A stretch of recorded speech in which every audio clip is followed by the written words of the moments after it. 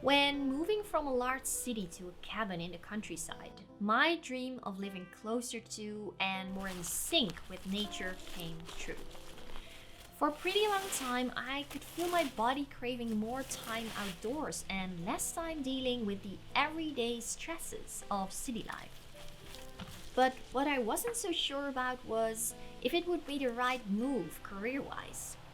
I've never been interested though in climbing the corporate ladder, but 1.5 years ago I founded my own small business, which from that moment on made me an entrepreneur.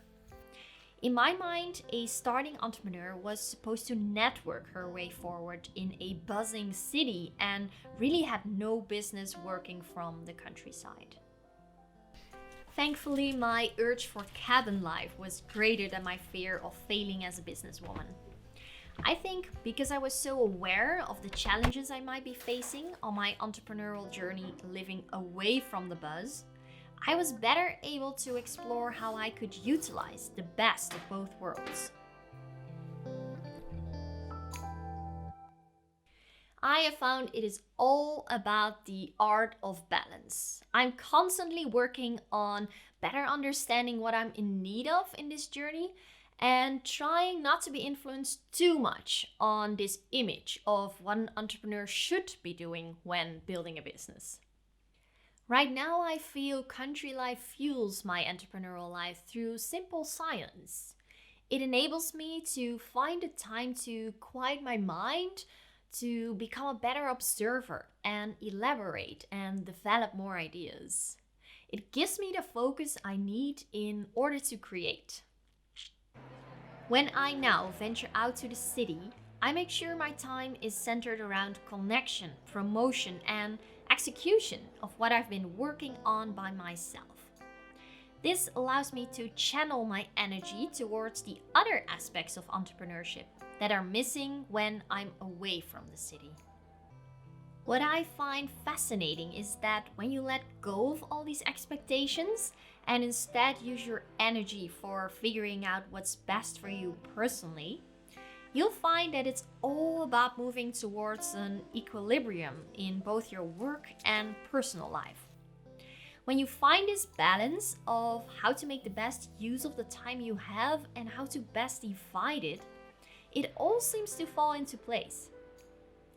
For me, this results in developing a real understanding of what type of entrepreneur I am and aim to be, and how my personal aspirations and work ambitions can feed each other. This takes effort though, and a lot of reflection to design your life and career in a way that suits you and your needs best. But this is also something I love doing and helping others with.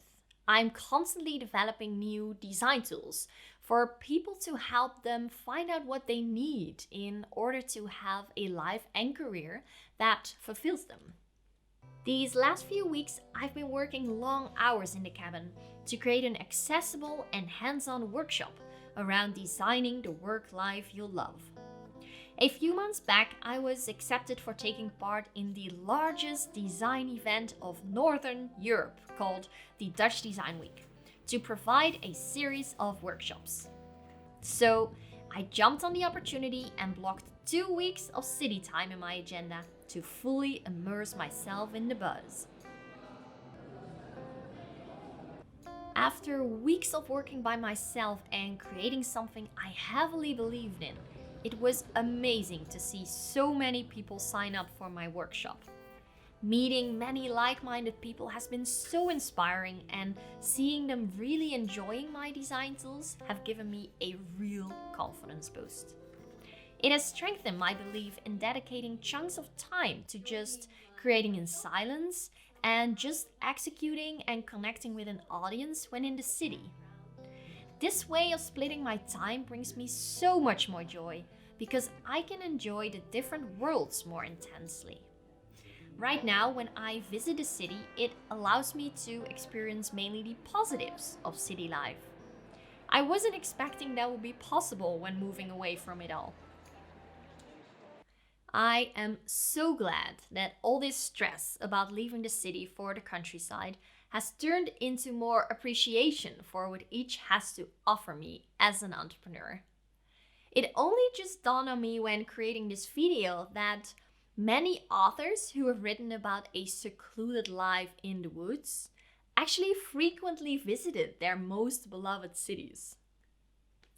One of my favorite authors, Henry David Thoreau, who back in 1845 built his famous cabin on the shores of one pond to live deliberately, was in reality living on the edge of his home city of Concord. Despite the myth of Thoreau living as a lone woodsman and philosopher, he had daily contact with friends and visitors, and his Walden Pond was no hermitage. This, again, proves to me that choosing a life in the countryside doesn't mean you cannot pursue a successful entrepreneurial career or cannot stay in contact with people and events in the city.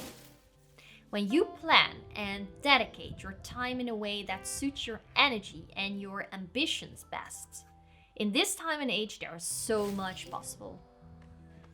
I am not saying it's rainbows and high fives all the time, and I do believe many more opportunities may come your way when living in the city. But overall, what I feel is most important is finding the right balance for you and what works for you.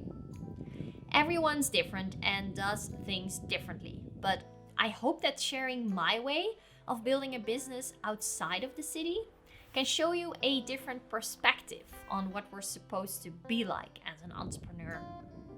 I guess for me, this means doing what I've always done: start small and build slowly. That's always been my theme. And with that, it's time to say goodbye for now and wish you a wonderful rest of the autumn season.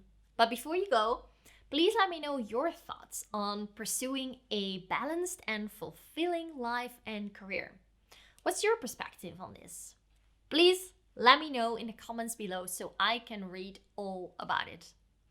Thank you for watching, and until next time. Bye!